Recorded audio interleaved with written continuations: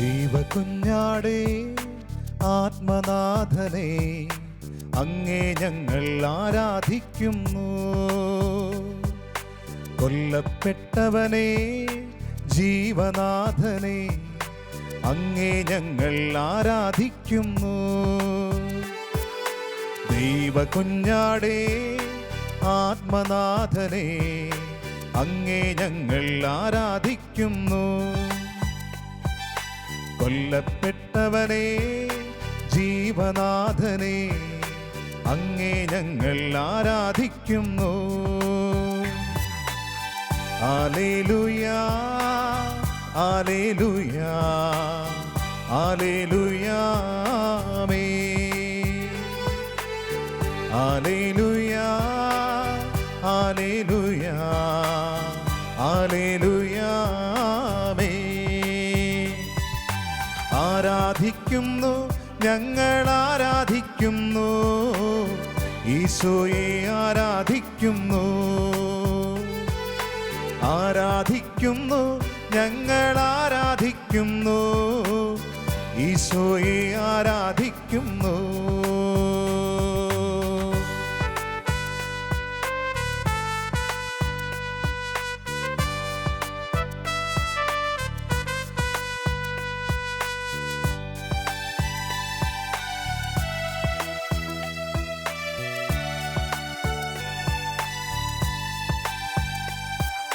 ദൈവപിതാവേ സ്നേഹതാതനെ അങ്ങേ ഞങ്ങൾ ആരാധിക്കുന്നു. എല്ലാവരും ചേർന്ന് പാടി പ്രാർത്ഥിക്കാം. പരിശുദ്ധാത്മാവേ ജീവാഗ്നി അങ്ങേ ഞങ്ങൾ ആരാധിക്കുന്നു. വിശ്വാസത്തോടെ. ദൈവപിതാവേ സ്നേഹതാതനെ അങ്ങേ ഞങ്ങൾ ആരാധിക്കുന്നു. പരിശുദ്ധാത്മാവേ ജീവാഗ്നി അങ്ങേ ഞങ്ങൾ ആരാധിക്കുന്നു. ചേർന്ന് പാടി. ഹല്ലേലൂയാ ഹല്ലേലൂയാ ഹല്ലേലൂയാ ആമേൻ.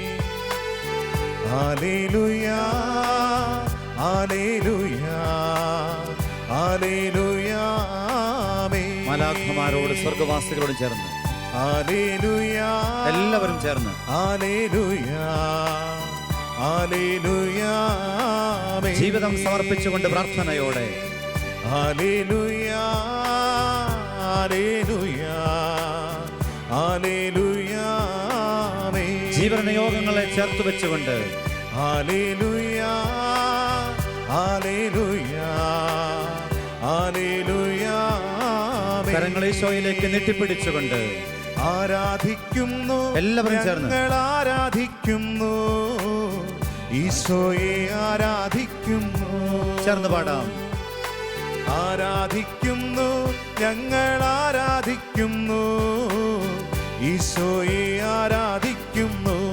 കരങ്ങൾ ഹൃദയത്തോട് ചേർത്ത് വെച്ച് ഹല്ലേലൂയാ ഹല്ലേലൂയാ ഹല്ലേലൂയാ ഹല്ലേലൂയാ ഹല്ലേലൂയാ ഹല്ലേലൂയാ ഹല്ലേലൂയാ. ആരാധന ആരാധന ഈശോയെ ആരാധന. ഈശോയെ ഞങ്ങൾ അങ്ങേ ആരാധിക്കുന്നു. ആരാധന ആരാധന ഈശോയെ ആരാധന ഈശോയെ ആരാധന.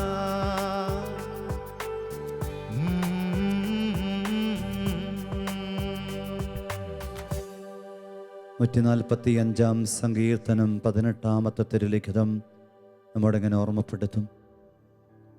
ഹൃദയപരമാർത്ഥതയോടെ വിളിച്ചപേക്ഷിക്കുന്നവർക്ക് കർത്താവ് സമീപസ്ഥനാണ്. ദൈവം ഇത്രയടുത്തുള്ള മറ്റേതു ജനതയാണുള്ളത്?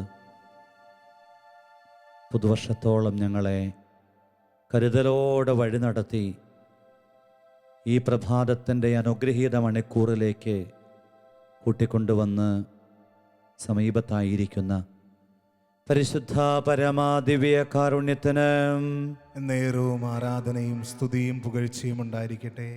ഈ പുത്തനാണ്ടിൽ അവിടുത്തെ അനുഗ്രഹങ്ങളെ ആവോളം സ്വീകരിക്കാൻ തക്കവിധം ജീവിതത്തിന് മാറ്റം വരുത്താൻ ഓർമ്മപ്പെടുത്തി കൂടെയായിരിക്കുന്ന പരിശുദ്ധ പരമാ ദിവ്യ കാരുണ്യത്തിന് നേരവും ആരാധനയും സ്തുതിയും പുകഴ്ചയും ഉണ്ടായിരിക്കട്ടെ. ഇന്നേ ദിനത്തിൻ്റെ ഓർമ്മപ്പെടുത്തലായി വിശുദ്ധ മത്തായിയുടെ സുവിശേഷം 6-ാം അധ്യായം 33-ാമത്തെ തിരുവചനം, നിങ്ങൾ ആദ്യം അവിടുത്തെ രാജ്യവും അവിടുത്തെ നീതിയും അന്വേഷിക്കുക, മറ്റുള്ളവയെല്ലാം നിങ്ങൾക്ക് ലഭിക്കും.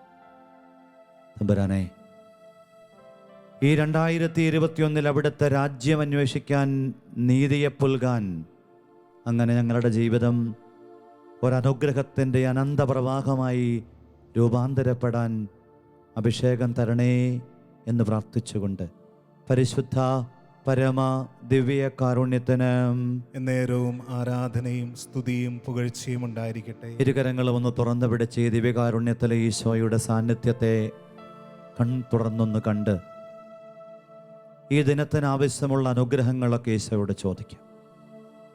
ഈശോയെ, ഈ ദിവസത്തെ അനുഗ്രഹമാക്കണമേ. എൻ്റെ അധ്വാനങ്ങളെയും ജീവിത വഴികളെയും ജീവിതാന്തസ്സിനെയും എൻ്റെ ജീവിത പങ്കാളിയെയും മക്കളെയും മാതാപിതാക്കളെയും ഉപജീവന മാർഗങ്ങളെയും സഞ്ചാര വഴികളെയും സഞ്ചരിക്കുന്ന വാഹനത്തെയും കണ്ടുമുട്ടുന്ന ജീവിതങ്ങളെയും അവിടുത്തെ അനുഗ്രഹത്താൽ പൊതിയണേ എന്ന് പ്രാർത്ഥിക്കുന്നു. ഈശോയിൽ ഏറ്റവും സ്നേഹമുള്ളവരെ, അനുഗ്രഹീതമായ ഒരു പ്രഭാതം കൂടെ ദൈവം നമുക്കായി ഈ ഭൂമിയിൽ അനുവദിച്ചു തന്നിരിക്കുകയാണ്. തിരുവചനം ഓർമ്മപ്പെടുത്തും പോലെ 2021 മഹാദുരന്തങ്ങളെയെല്ലാം അതിജീവിച്ച് അത്ഭുതത്തോടുകൂടെ പറന്നുയരാനായിട്ട് നമുക്ക് സഹായകമാകണമെങ്കിൽ ഇന്ന് തിരുവചനത്തിൽ ഈശോ ഓർമ്മപ്പെടുത്തുകയാണ്. മത്തായി സുവിശേഷം 6:33 ആദ്യം അവിടുത്തെ രാജ്യവും നീതിയും അന്വേഷിക്കുക, ബാക്കിയെല്ലാം നിനക്ക് ലഭിക്കും. വിശ്വാസത്തോടുകൂടെ മനസ്സിൻ്റെ മന്ത്രമായിട്ട്, ഹൃദയത്തിൻ്റെ പ്രാർത്ഥനയായിട്ട്, ജീവിതത്തിൻ്റെ നിലപാടായിട്ട് ഇതിനെ സ്വീകരിക്കുക എന്ന വെല്ലുവിളി ഏറ്റുവാങ്ങുന്നവരോട് കൃത്യമായിട്ട് ഓർമ്മപ്പെടുത്തും. ദൈവം ജീവിതത്തെ ഏറ്റെടുക്കാനായിട്ട് തുടങ്ങും. നമുക്കെല്ലാവർക്കും തിരുസന്നിധിയിലേക്ക് കരങ്ങളൊന്ന് നീട്ടിപ്പിടിച്ചുകൊണ്ട് പറയാം, ഞാൻ ഈ 2021 ആദ്യം അവിടുത്തെ രാജ്യവും അവിടുത്തെ നീതിയും അന്വേഷിക്കും. എൻ്റെ ജീവിതത്തിൽ ബാക്കിയെല്ലാം ദൈവം കൂട്ടിച്ചേർക്കും. ഇതൊരു വിശ്വാസിയുടെ മനസ്സിൻ്റെ മന്ത്രം പോലത്തെ പ്രാർത്ഥനയാണ്. വിശ്വാസത്തോടുകൂടെ ഹൃദയത്തിൻ്റെ തീക്ഷ്ണഭാവങ്ങളെ ഉണർത്തിക്കൊണ്ട് നമുക്ക് ഈ വചനത്തെ നെഞ്ചിൻ്റെ ചൂടായി, ജീവിതത്തിൻ്റെ താളമായി, സമസ്ത മേഖലയുടെ സ്വാധീനമായി സ്വീകരിക്കാൻ കഴിഞ്ഞാൽ തിരിച്ചറിയണം, അർത്ഥം ഇത്രയുള്ളൂ: ദൈവത്തെ നിൻ്റെ ജീവിതത്തിൻ്റെ സർവസ്വവുമായിട്ട് പ്രതിഷ്ഠിക്കുക. വെറുതെ വൈകുന്നേരത്തെ കുടുംബ പ്രാർത്ഥനയിൽ കുടുംബ പ്രതിഷ്ഠ ചെല്ലുന്നത് പോലെ ഒരു ചൊല്ലിത്തീർക്കലായിട്ട് മാറാതെ ജീവിതത്തെ ഒന്നടങ്കം സ്വാധീനിക്കുന്ന ഒന്നായിട്ട് ഈ ആത്മീയ വിചാരത്തെ മാറ്റാൻ നമുക്ക് കഴിഞ്ഞാൽ നമ്മുടെ ജീവിതത്തെ ദൈവം ഏറ്റെടുക്കാനായിട്ട് തുടങ്ങും. അതുകൊണ്ടാണ് തമ്പുരാൻ എന്നും ആഗ്രഹിക്കുന്നത്, മനുഷ്യൻ അടിസ്ഥാനപരമായിട്ട് ആത്മീയനാണെന്നാണ് ആത്മീയ പിതാക്കന്മാരല്ല ഈ മനുഷ്യനെക്കുറിച്ചുള്ള പഠനങ്ങൾ മുഴുവൻ പറയുന്നത്. നമ്മൾ തെറ്റിദ്ധരിച്ചിരിക്കുകയാണ്. അടിസ്ഥാനപരമായിട്ട് മനുഷ്യൻ ആത്മീയനാണ്. അവൻ്റെ ജീവിതത്തിൽ ആത്മാവിനെ സംരക്ഷിക്കാൻ വേണ്ടിയിട്ട് ഈ ഭൂമിയിലേക്ക് ഒരു പേടകമായി മാത്രം ശരീരത്തെ കൊടുക്കുകയും 10-35,000 ദിവസം ഈ ഭൂമിയിൽ ആത്മാവിന് ജീവിച്ചു കടന്നു പോകാൻ വേണ്ടി അനുവദിക്കപ്പെടുന്ന ശരീരത്തെ അതീവ ഗൗരവത്തിലെടുക്കുകയും ചെയ്യുന്ന ഒരപകടത്തിലാണ് നമ്മൾ എത്തി നിൽക്കുന്നത്. അതുകൊണ്ടാണ് 2021 ഈ തിരുവചനം ഓർമ്മപ്പെടുത്തലായി നൽകുന്നത്. ആദ്യം അവിടുത്തെ രാജ്യവും അവിടുത്തെ നീതിയും നമുക്ക് അന്വേഷിക്കാം, ബാക്കിയെല്ലാം തമ്പുരാൻ കൂട്ടിച്ചേർക്കും. പരിശുദ്ധ പരമ ദിവ്യ കാരുണ്യത്തിന് നേരവും ആരാധനയും സ്തുതിയും പുകഴ്ചയും ഉണ്ടായിരിക്കും. ശരീരവും ആത്മാവുമുള്ള ഒരു വ്യക്തിയാണ് നമ്മൾ എന്ന കാര്യം നമുക്ക് എല്ലാവർക്കും അറിയാം. ഈ ശരീരത്തിൻ്റെ അടിസ്ഥാനപരമായ ഇഷ്ടങ്ങളെ, ആഗ്രഹങ്ങളെ, ഇച്ഛകളെ, ഈ അടിസ്ഥാനപരമായ ആവശ്യങ്ങളെ നിലനിർത്തിക്കൊണ്ട് വസ്ത്രവും ഭക്ഷണവും പാർപ്പിടവും കൊടുത്ത് നമ്മൾ ശരീരത്തെ പുഷ്ടിപ്പെടുത്തണം. 2020 നമ്മളെ പഠിപ്പിച്ചും ഒരുപാട് കാര്യങ്ങൾ ആവശ്യമല്ലെന്ന്.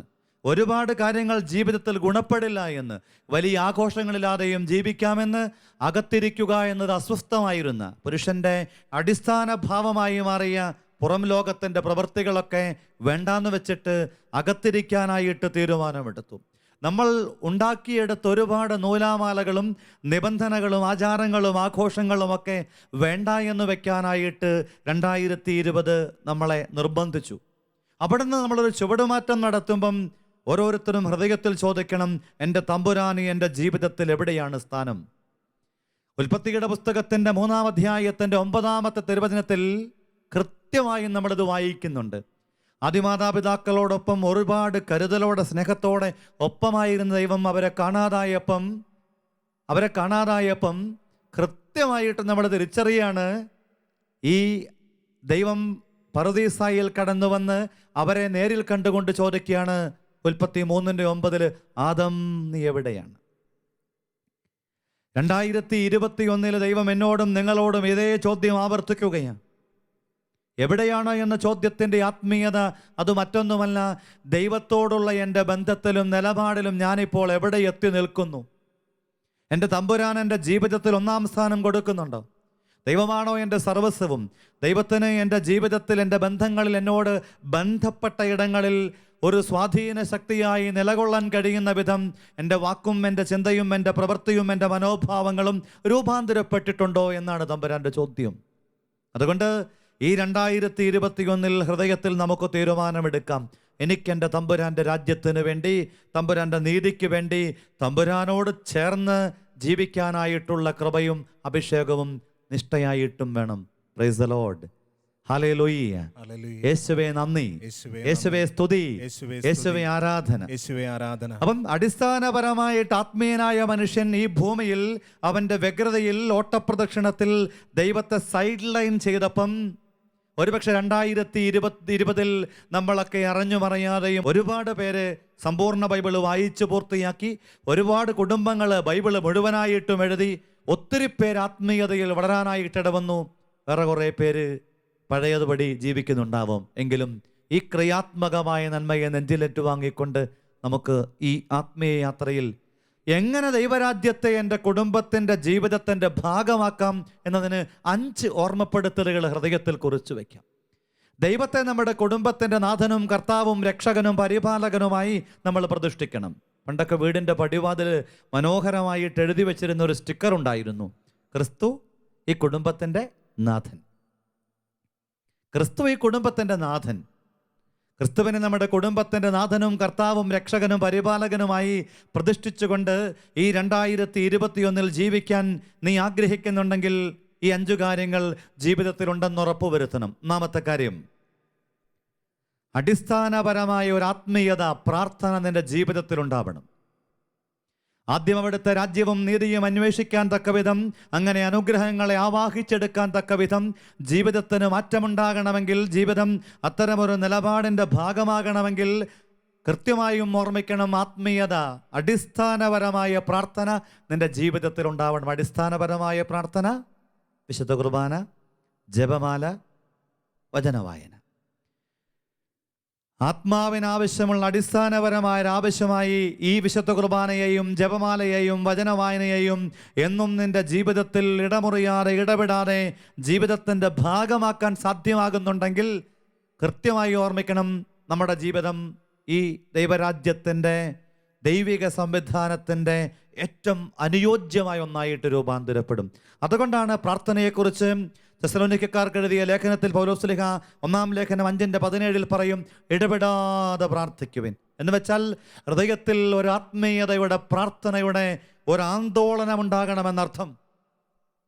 1-ാമത്തെ കാര്യം, ദൈവരാജ്യം, ദൈവിക സംവിധാനം എൻ്റെ ജീവിതത്തിലും കുടുംബത്തിലും സഞ്ചാരമാകാൻ പ്രാർത്ഥനയെ മുറുകെ പിടിക്കും. 2-ാമത്തേത്, വചനം വായിക്കുക.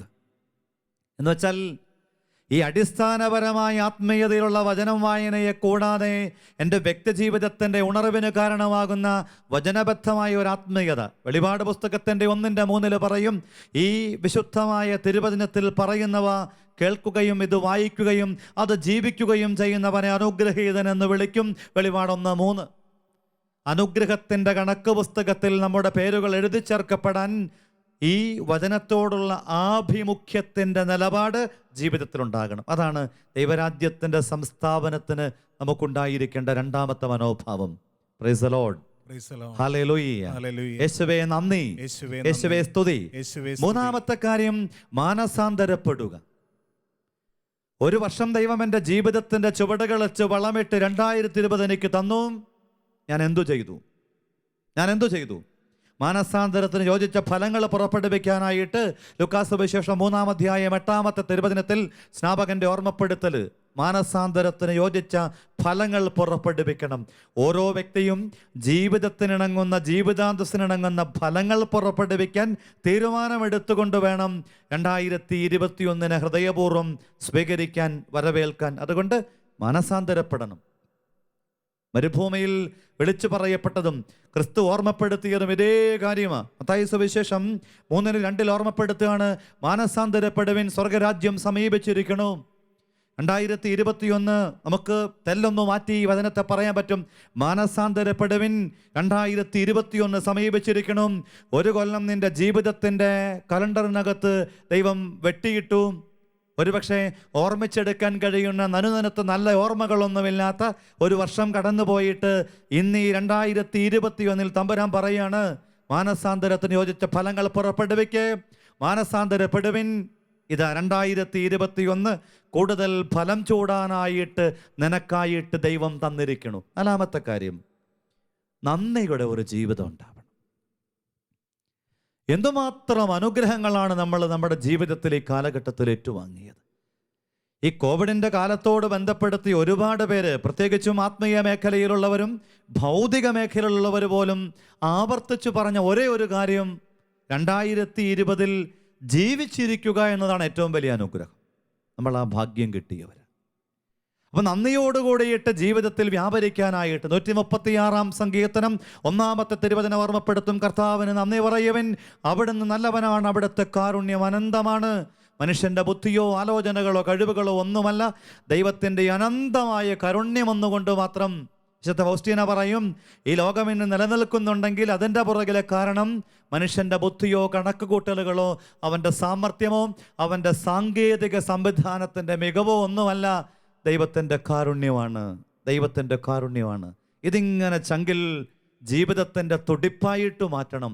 ഓരോ ശ്വാസനിശ്വാസത്തിലും ഇതൊരു മന്ത്രമായിട്ട് മാറണം.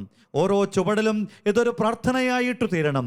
ഓരോ ജീവിതത്തിൻ്റെ അനുഭവത്തിലും ഇത് ഈ ആത്മീയതയെ ഒന്ന് ആഴത്തിൽ അരക്കിട്ടുറപ്പിക്കാനായിട്ട് കഴിയണം. അതാണ് തമ്പുരാൻ പറഞ്ഞത്, നന്ദിയോടുകൂടെ ജീവിക്കാനായിട്ട് പഠിക്കണം. സങ്കീർത്തനം 104 നമ്മളിങ്ങനെ വായിക്കുന്നുണ്ട്, കൃതജ്ഞതയോടെ അവിടത്തേക്ക് കൃതജ്ഞതയർപ്പിച്ചുകൊണ്ടുള്ള ഒരു ആത്മീയ ജീവിത ശൈലി. അതാണ് ദൈവരാജ്യത്തിന് വേണ്ടിയുള്ള നിലപാടിൻ്റെ അടിസ്ഥാനപരമായി സ്വീകരിക്കേണ്ട മനോഭാവം. 5-ാമത്തെയും അവസാനത്തെയും കാര്യം, ദൈവത്തെ കേൾക്കാൻ തീരുമാനമെടുക്കുക. ദൈവരാജ്യം എൻ്റെ ജീവിതത്തിൽ സംജാതമാകണമെങ്കിൽ ദൈവത്തെ കേൾക്കാനായിട്ട്, ദൈവിക സ്വരത്തിൻ്റെ മുമ്പിലൊന്ന് കാതോർക്കാനായിട്ട് ദൈവം എന്നോട് സംസാരിക്കണത്, ഓരോരുത്തരോടുമുള്ള ദൈവത്തിൻ്റെ സംസാരവും ഇടപെടലും സമീപനങ്ങളുമൊക്കെ വ്യക്തിപരമാണെന്ന് ഓർമ്മിച്ചോണം. ദൈവം എന്നോടും നിങ്ങളോടുമൊക്കെ സംസാരിക്കുന്നത് ഓരോ ദിവസവും ഓരോ വ്യത്യാസപ്പെട്ട നിലപാടിലൂടെയും ശൈലിയിലൂടെയുമാണ്. ഈ ദൈവിക സ്വരത്തിന് കാതുകൊടുക്കുമ്പം നമ്മുടെ ജീവിതത്തിൽ, നമ്മുടെ നിലപാടുകളിൽ വലിയ മാറ്റം ഉണ്ടാവും. 5 കാര്യങ്ങൾ ദൈവരാജ്യം സ്വന്തമാക്കാൻ, അവിടുത്തെ നീതിക്കിണങ്ങുന്ന വിധം ജീവിക്കാൻ ഹൃദയത്തിൽ സൂക്ഷിക്കാം. പ്രാർത്ഥനയുണ്ടാവട്ടെ, വചനബദ്ധമായ ജീവിതമുണ്ടാവട്ടെ, മാനസാന്തരപ്പെടാൻ നമുക്ക് സാധിക്കട്ടെ. നമ്മുടെ ജീവിതത്തിൽ നന്ദിയോടുകൂടെ വ്യാപരിക്കാം. അവസാനമായി ജീവിതത്തിൽ ദൈവത്തെ കേൾക്കുന്നവരായി മാറാം. നമുക്കെല്ലാവർക്കും തിരുസന്നിധിയിൽ എഴുന്നേറ്റ് നിന്നുകൊണ്ട്, ദൈവമേ, നീ എന്നെ വളർത്തിയതാ, നീ എന്നെ പരിപാലിച്ചതാ, നിനക്ക് വേണ്ടി. സെൻ്റ് അഗസ്റ്റിൻ പറഞ്ഞില്ലേ, നിന്നിൽ വിലയം പ്രാപിക്കുമ്പോളം എൻ്റെ ആത്മാവ് അസ്വസ്ഥമായിട്ട് കഴിയുകയാണ്. എത്ര വളർന്നാലും നമ്മളൊക്കെ ദൈവത്തിൻ്റെ കൈകളിലെ സ്വന്തമാണ്, മക്കളാ. നമ്മൾ ദൈവത്തിൻ്റെ ഛായാസാദൃശ്യങ്ങൾ പേറുന്നവരാ. ഈ ഹൃദയത്തിൻ്റെ പ്രാർത്ഥനയെ എത്ര വളർന്നാലും, ദൈവമേ, ഞാനെന്നും അങ്ങേക്ക് പൈതൽ, നീ എൻ്റെ കൂടെ നടക്കണതും എന്നെ പരിപാലിച്ചതും നന്ദിയോടെ ഓർത്തുകൊണ്ട് ഈ നിലപാടിന് ഇണങ്ങാത്ത ജീവിതത്തിൻ്റെ അപരാധങ്ങളെ മാപ്പ് ചോദിച്ച്, കൈവിട്ടുപോയതൊക്കെ മാപ്പ് ചോദിച്ച് പ്രാർത്ഥനയോടെ ആ വരികളിലൂടെ പ്രാർത്ഥനാപൂർവ്വം നമുക്കായിരിക്കും. എത്ര വളർന്നാലും ദൈവമേ, ഞാനെന്നും അങ്ങേക്കു പൈതൽ.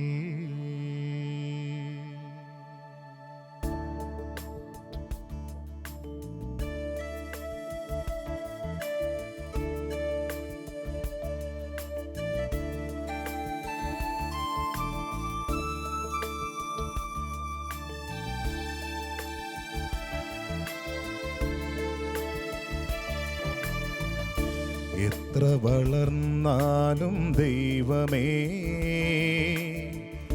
ഞാനെന്നും അങ്ങേക്കു പൈതൽ. എത്ര വളർന്നാലും ദൈവമേ,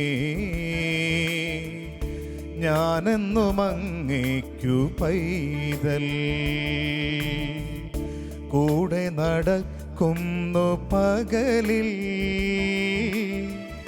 കൂട്ടിനിരിക്കുന്നു ഇരുളിൽ. കൂടെ നടക്കുന്നു പകലിൽ, കൂട്ടിനിരിക്കുന്നു ഇരുളിൽ. എത്ര വളർന്നാലും ദൈവമേ, ഞാനെന്നും അങ്ങേക്കു പൈതൽ. കരങ്ങളൊന്ന് ഹൃദയത്തോട് ചേർത്ത് വെച്ച് ഈശോയെ നോക്കി പറഞ്ഞ്, ഈശോയെ, 2020 നിന്നെ വിട്ടുപോയതും നിന്നെ തള്ളിപ്പറഞ്ഞതും നിന്നെ ഒറ്റിക്കൊടുത്തതും നിന്നെ ഉപേക്ഷിച്ചതും നിനക്ക് ഹിതകരമല്ലാതെ നിലപാടുകൾ എടുത്തതും ഓർക്കുന്നു. കൈവിട്ടുപോയി, അകന്നുപോയി. ഇതാ മടങ്ങി വന്ന് ആദ്യം അവിടുത്തെ രാജ്യവും അവിടുത്തെ നീതിയും അന്വേഷിക്കാനുള്ള ഹൃദയത്തിൻ്റെ തീരുമാനത്തിൻ്റെ ഉറപ്പോടുകൂടെ ഞങ്ങൾ അങ്ങയോട് പ്രാർത്ഥിക്കുകയാണ്.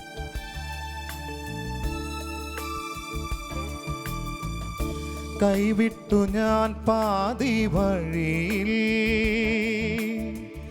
കാത്തുകാത്തിടും നിൻ സ്നേഹം. കൈവിട്ടു ഞാൻ പാതി വഴിയിൽ, കാത്തുകാത്തിടും നിൻ സ്നേഹം. ഒടുവിൽ തളർന്നീരും നീടമോ, നിൻമടിത്തട്ടായിരുന്നു. ഒടുവിൽ തളർന്നിരും നീടമോ,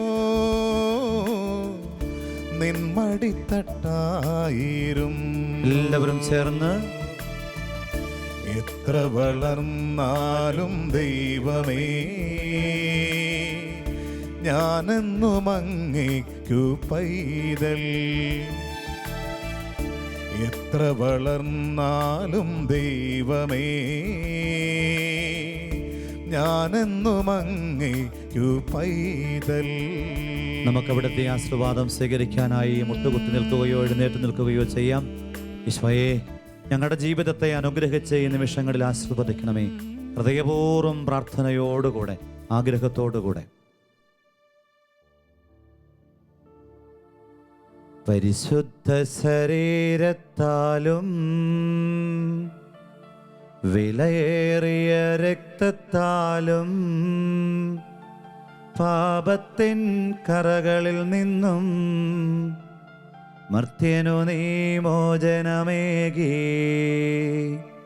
സകലേശ ദിവ്യ കടാക്ഷം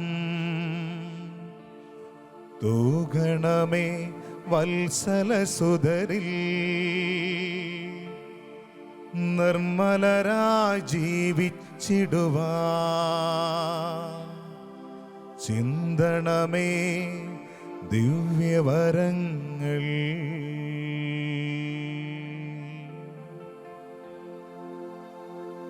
ആരാധന ആരാധന ആരാധന ഈശോനാഥ. ആരാധന ആരാധന ആരാധന ഈശോനാഥ.